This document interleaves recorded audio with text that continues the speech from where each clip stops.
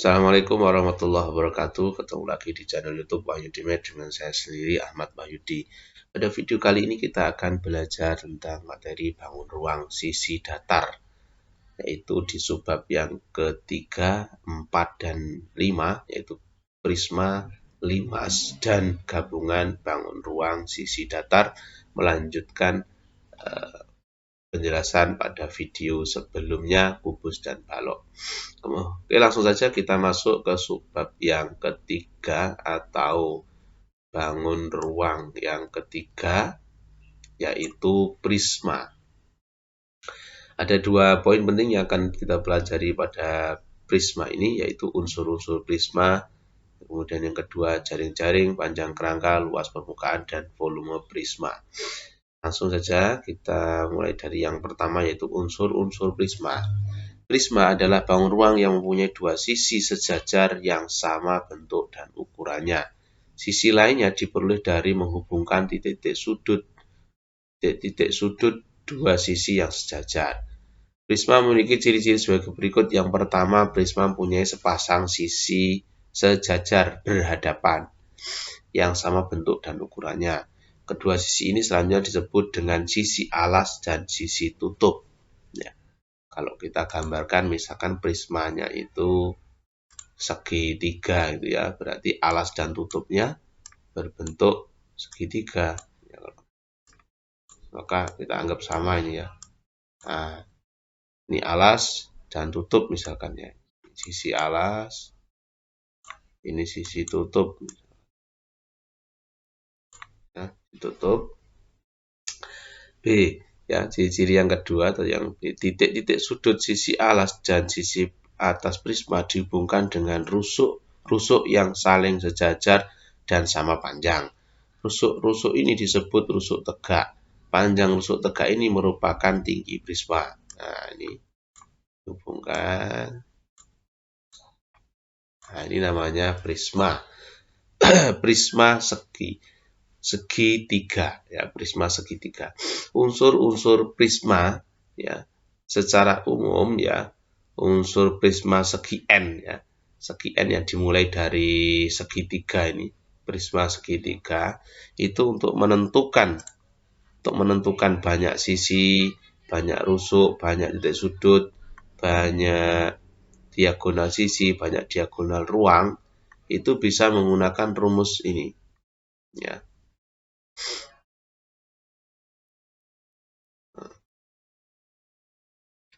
Jadi unsur-unsur prisma yang pertama banyak sisi. Nah, untuk menentukan sisi bisa langsung menggunakan rumus. Beda dengan kubus dan balok, ya. Jadi untuk menentukan banyaknya sisi, ya, sebenarnya untuk kubus dan balok karena sebenarnya atas dan tutupnya itu sama, dia juga termasuk dalam prisma, tapi prisma yang beraturan lah, ya, namanya prisma yang beraturan. Nah, ini untuk prisma segitiga, segi 5. Nah, untuk kubus dan balok itu masuk dalam prisma segi 4. Karena prisma segi 4 itu bentuknya beraturan, dia memiliki nama sendiri yaitu kubus dan balok, sebenarnya masuk dalam prisma gitu ya. Nah, kemudian untuk segitiga, prisma segitiga, segi 5, segi 6 dan sampai segi n itu dibedakan. Namanya menjadi penyebutannya pakai sebutan prisma segi n, misalkan prisma segitiga. Ya. Maka banyaknya sisi adalah 3 tambah 2, yaitu 5. Kita hitung di sini contohnya nih, prisma segitiga. 1, atas sama alas sama atap, 1, 2, 3, 4, 5. Kemudian sisi yang dibentuk oleh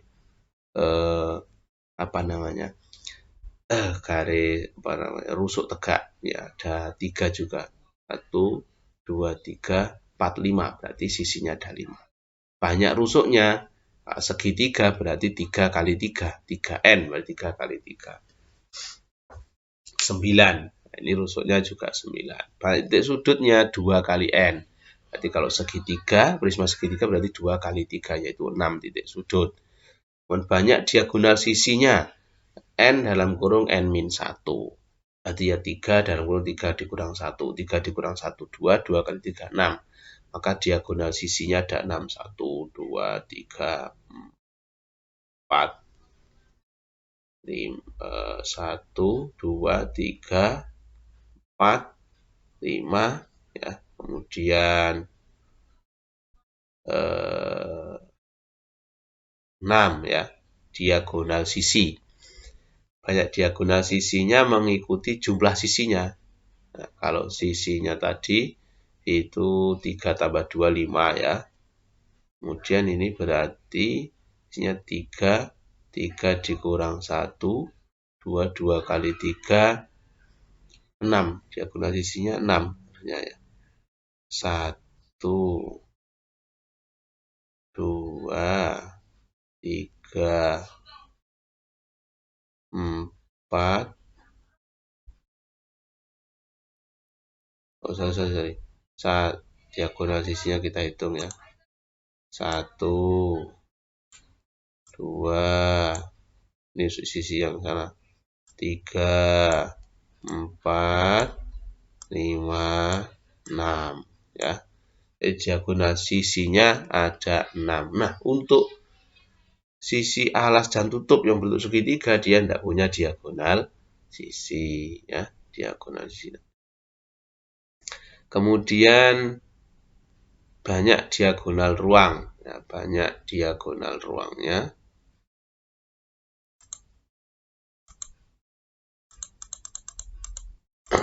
Banyak diagonal ruangnya adalah n dalam kurung n-3, berarti 3, 3 dikurang 3, 0. Berarti diagonal ruangnya kalau segi n adalah 0, karena 3 kali 0, 0. Ya, jadi tidak punya diagonal ruang. Nah, kemudian kalau prisma segi 5, tinggal n-nya ini diganti 5, ya, untuk menentukan unsur-unsur prisma. Gitu. Nah, untuk lebih mudahnya, kita bisa masuk ke contoh soal.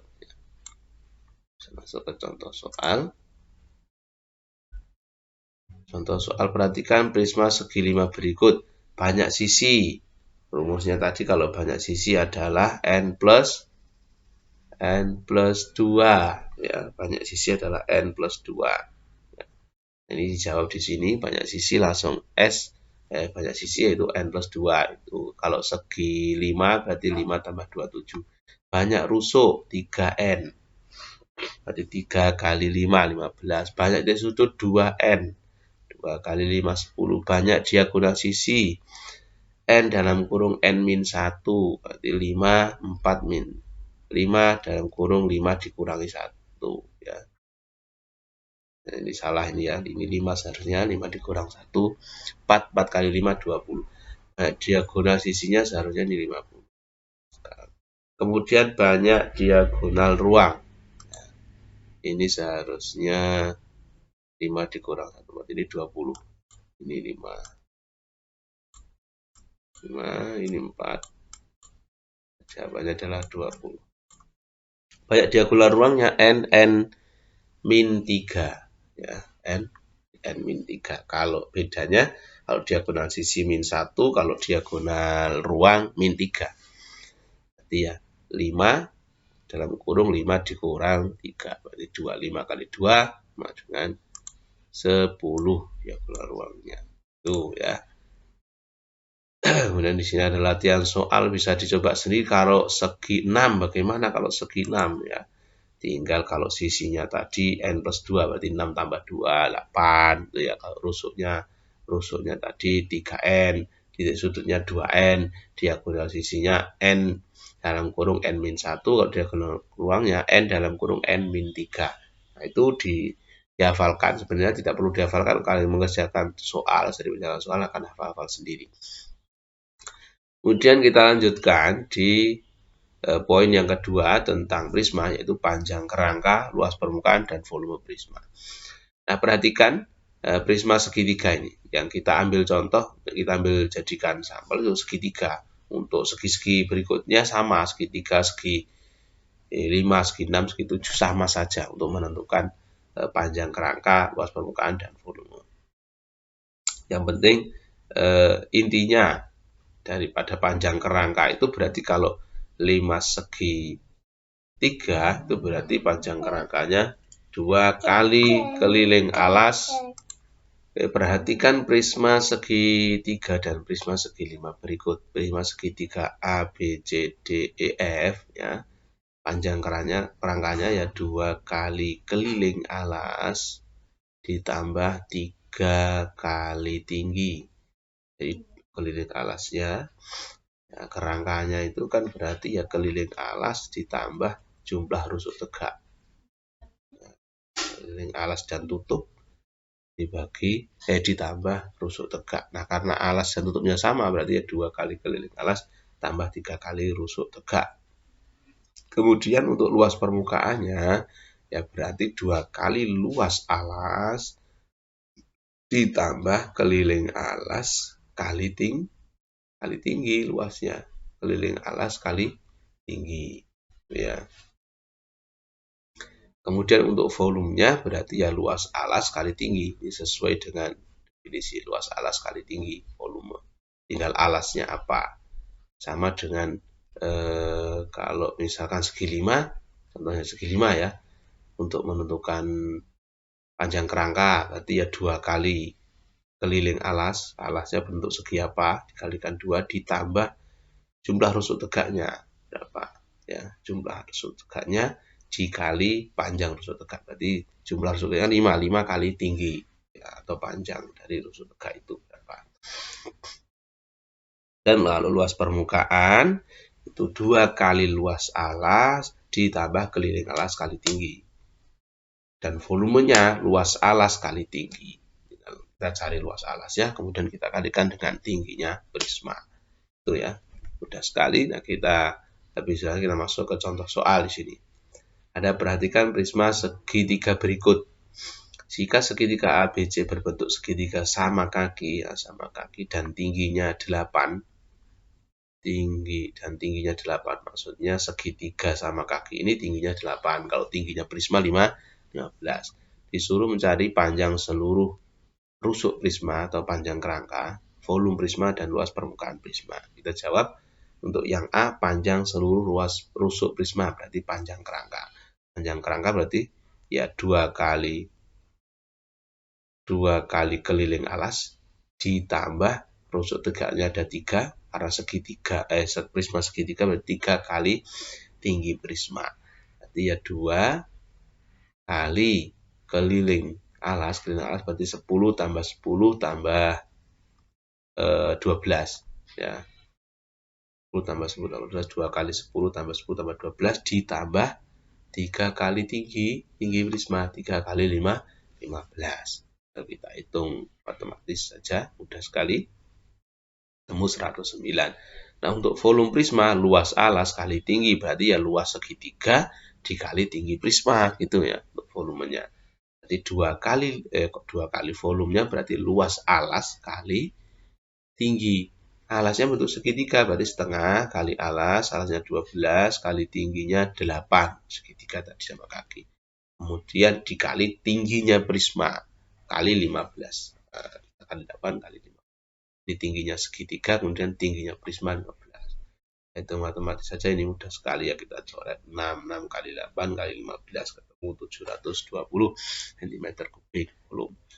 Kemudian untuk luas permukaan berarti ya 2 kali luas alas ya, 2 kali luas alas ditambah keliling alas kali tinggi. Itu luas permukaan berarti 2 kali luas segitiga setengah kali alas kali tinggi tambah keliling alas ya, keliling alas dikalikan dengan tinggi prisma. Nah, ketemu 576 cm persegi. Tinggal masukkan saja, mudah sekali. Kemudian di sini juga ada latihan soal sama persis dengan seperti contoh, hanya saja ini prisma segitiga dengan segitiganya siku-siku. Segitiga siku-siku yang belum kita temukan adalah tinggi segitiga. Di sini 26, 10, maka tingginya segitiga ini bisa kita cari dengan teorem Pythagoras, dan ini tinggi prisma juga sudah diketahui 40. Maka untuk panjang seluruh rusuk prisma, volume prisma, luas permukaan kita bisa cari sebagaimana contoh soal. Kemudian kita lanjutkan ke limas.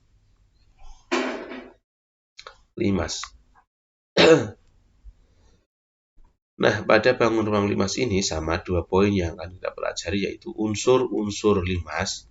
Yang kedua, jaring-jaring, panjang kerangka, luas permukaan, dan volume limas.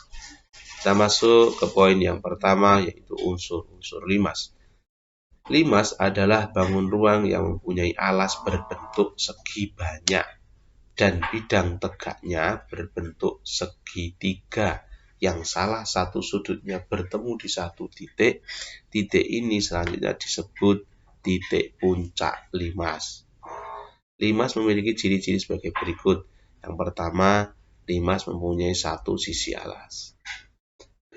Setiap titik sudut sisi alas limas terdapat rusuk tegak yang ujungnya bertemu di satu titik, disebut dengan titik puncak tadi. Kemudian yang C, semua sisi tegak limas berbentuk segitiga. Nah, sisi tegaknya berbentuk segitiga, hanya alasnya saja nanti yang berbentuk segi banyak, mulai dari segitiga, segi 4, segi 5, segi 6, dan sampai segi N, dan seterusnya. Kemudian yang itu ya ciri-cirinya. Kemudian ini beberapa jenis limas khusus. Ada limas yang alasnya berbentuk lingkaran disebut dengan kerucut, dan limas yang alasnya berbentuk persegi disebut dengan piramid. Ya, ini hanya penyebutan kata lain atau nama lain dari limas yang berbentuk alasnya berbentuk lingkaran dan persegi. Ya, jadi kalau ada alas prisma berbentuk segi 4 atau persegi, maka namanya piramid. Limas alasnya berbentuk lingkaran, namanya kerucut. Kemudian unsur-unsur limas secara umum, ya unsur-unsur limas segi N itu banyaknya rusuk limas, itu sebagai berikut. Yang pertama, banyak sisi, ya N+1. Kalau prisma tadi N+2. Banyaknya rusuk 2N. Kalau prisma tadi 3N, ya. Banyak titik sudut pada limas itu adalah N+1, sama dengan banyak sisi, ya, N+1.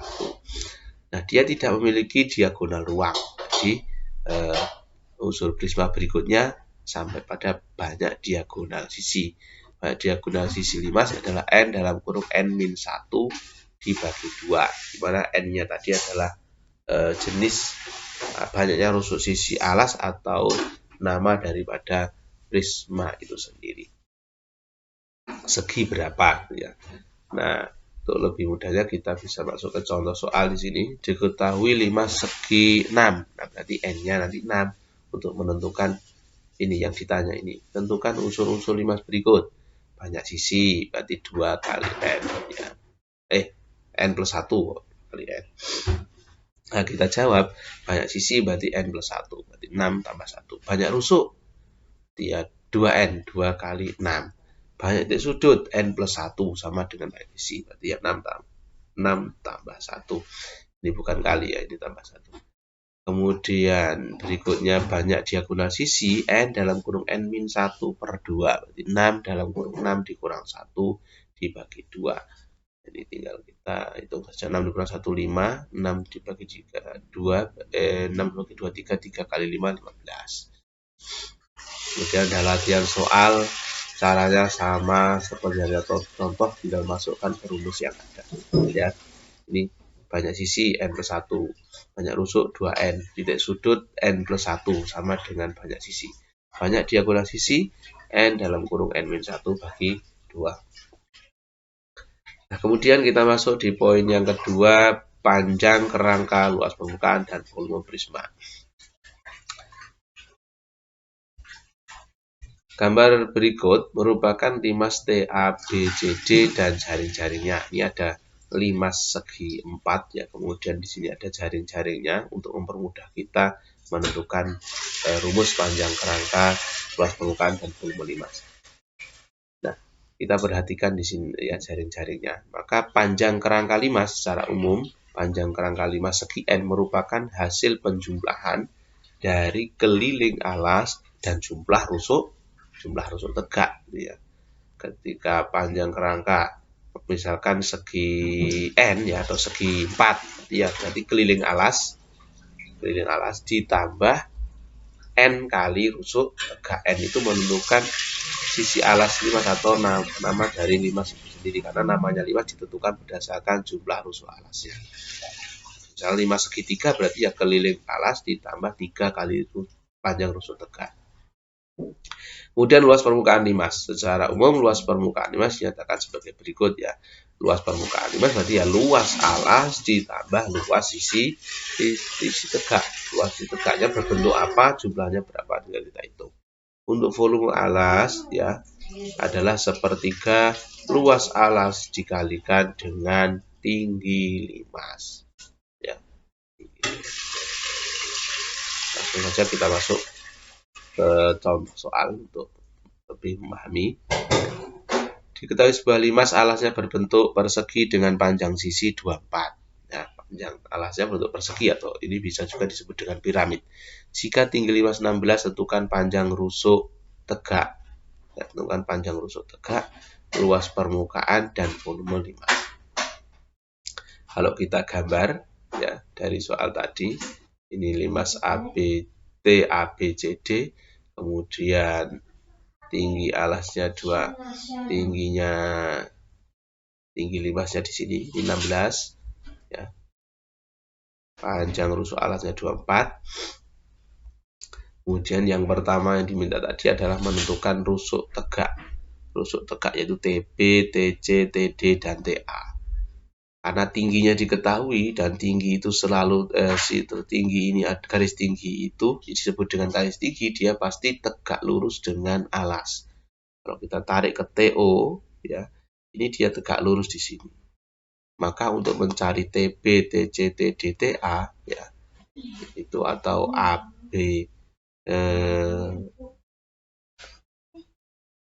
TB, TC, TA itu kita harus mengetahui panjang daripada OB atau setengah dari diagonal sisi alas.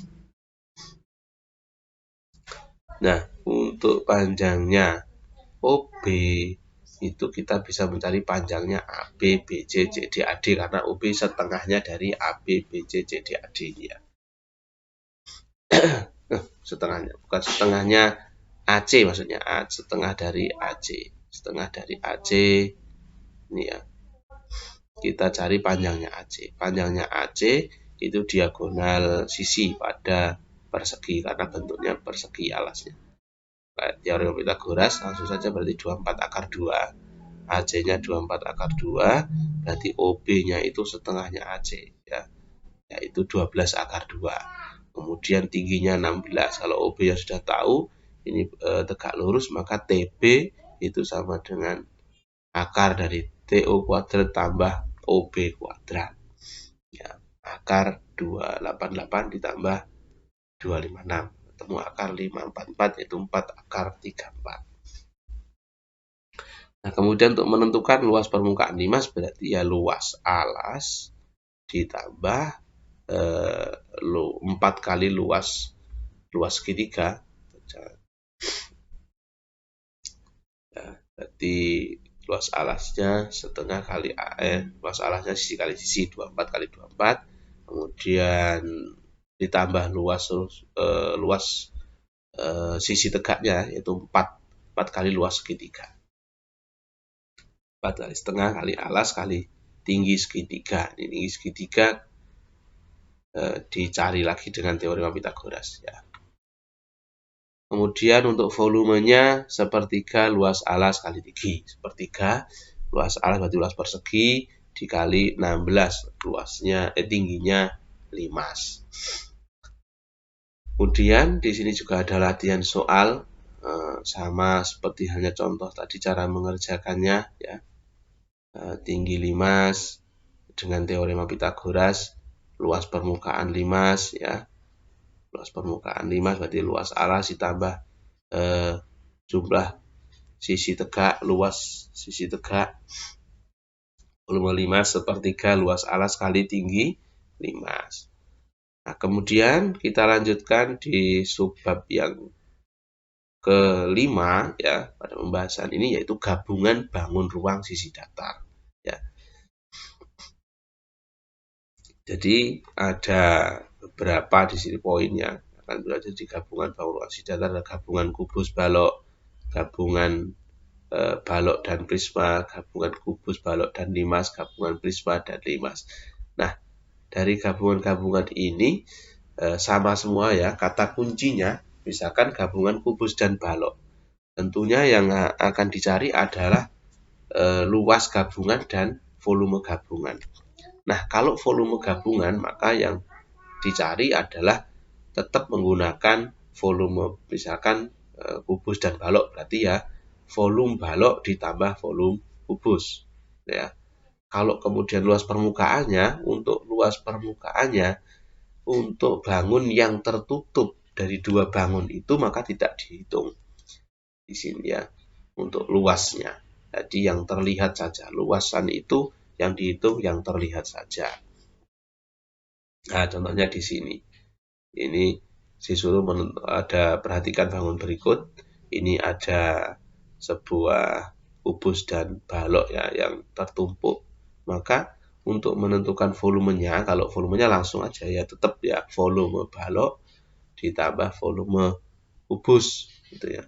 Volume balok ditambah volume kubus. Nah, untuk luas permukaannya itu tinggal dilihat bangunnya ini.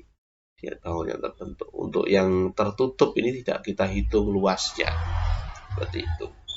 Sama juga dengan nanti gabungan dari balok dan prisma sama. Ketika menentukan volume tetap ya ditentukan volume gabungan dua benda, dua bangun ruang itu. Nah, untuk luas permukaannya dihitung dari yang terlihat saja. Luasan yang terlihat, permukaan yang terlihat. Itu kata kuncinya semua di sini untuk gabungan bangun ruang, gabungan bangun ruang ya, sisi datar.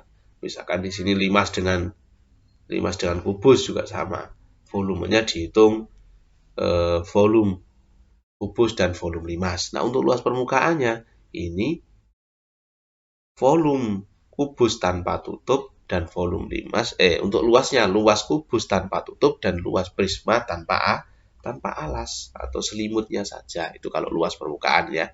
Ini lebih jelasnya ini penjelasannya. Untuk semuanya juga seperti itu nanti. Gabungan bangun ruang apapun. Yang diperhatikan adalah yang berbeda adalah di dalam menentukan luas permukaan gabungannya. Prisma dan limas sebenarnya juga sama. Kalau volumenya tetap dihitung ya volume dua bangun ruang yang digabung tersebut.